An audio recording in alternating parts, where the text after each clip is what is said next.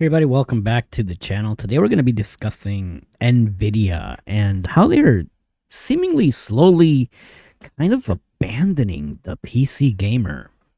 Now, just imagine it's the year 2030, which is only 4 years away from now.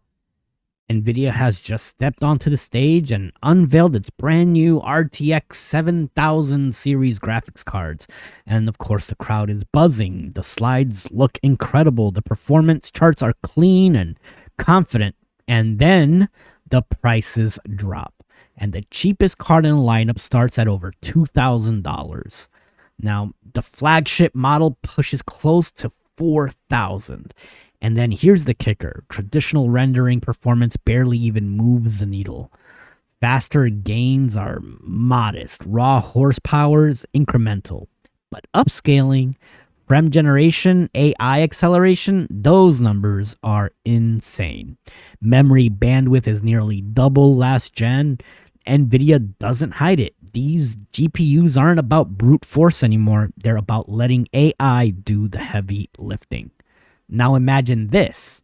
The new XX60 class cards, the ones regular gamers actually buy, aren't launching for months. Nvidia says supply constraints, defective dies, yield issues, but don't worry, they tell you you don't need to wait because GeForce now already has the upgrade for a monthly fee. Even cheaper if you lock in an annual plan. That sounds like a nightmare scenario. But the uncomfortable truth, it's that we're already halfway there because that hypothetical future doesn't feel futuristic at all. It feels eerily close to the RTX 50 series launch that we just went through. And that's the real story here. This isn't about one bad GPU generation. This is about Nvidia slowly, logically, and profitably drifting away from gaming. And to understand why, you have to follow the money. In quarter 3 of 2025, Nvidia pulled in over $57 billion in revenue. And that number alone is staggering. But where it comes from is what changes everything.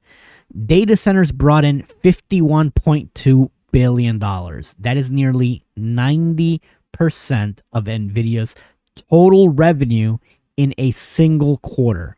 That's up 25% from the previous quarter and up 66% year over year.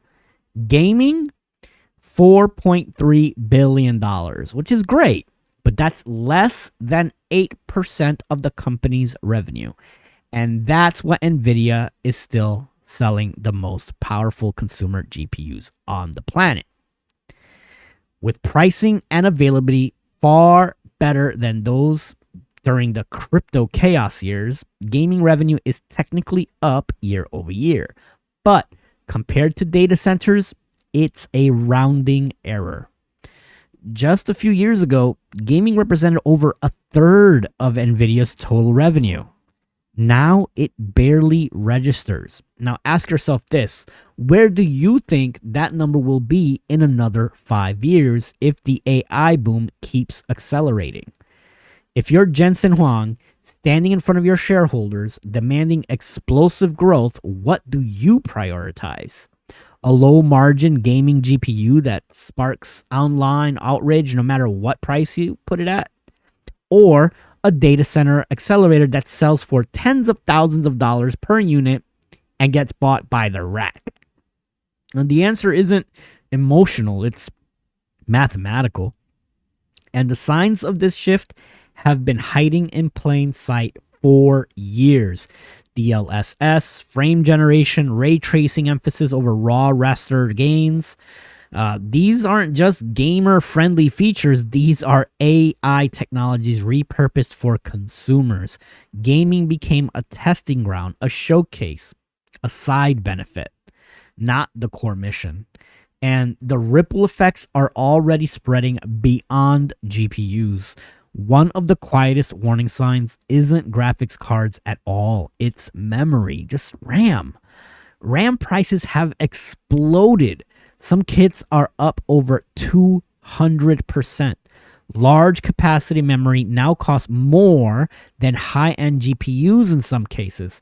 A RAM upgrade costs more than a current gen console. Why?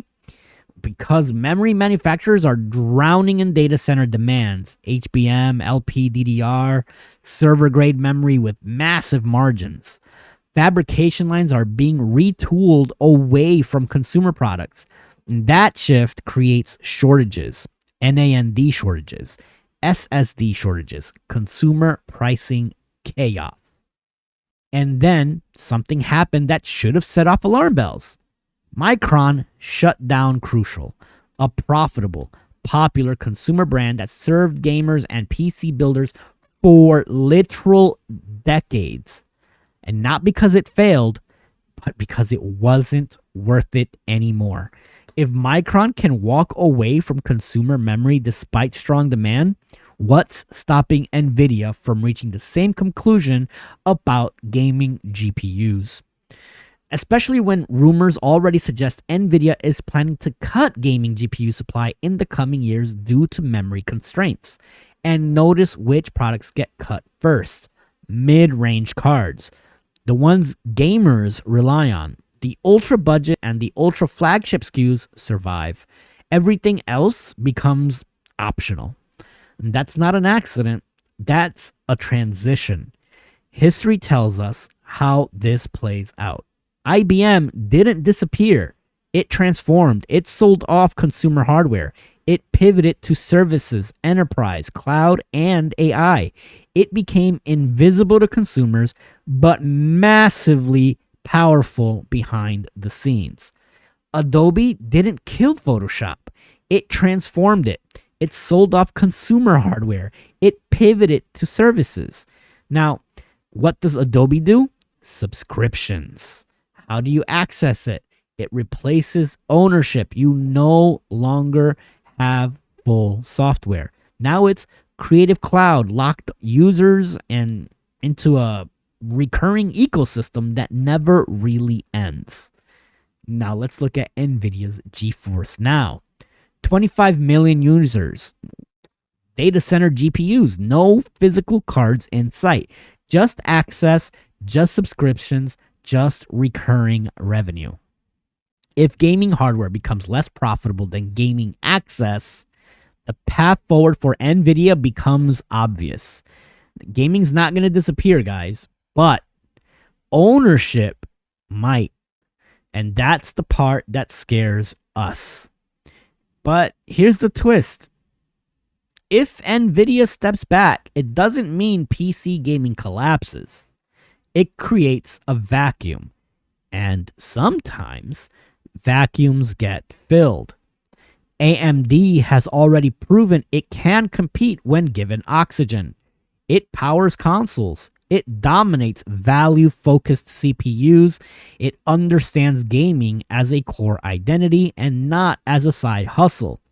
Intel, despite stumbles, is clawing its way back into graphics. Arc isn't perfect, but it exists. And Intel knows how to scale when incentives align. If Nvidia, despite everything, continues to drift further into AI-first territory, the door opens wider for competitors who still care about gamers buying hardware, owning hardware, and building PCs without subscriptions.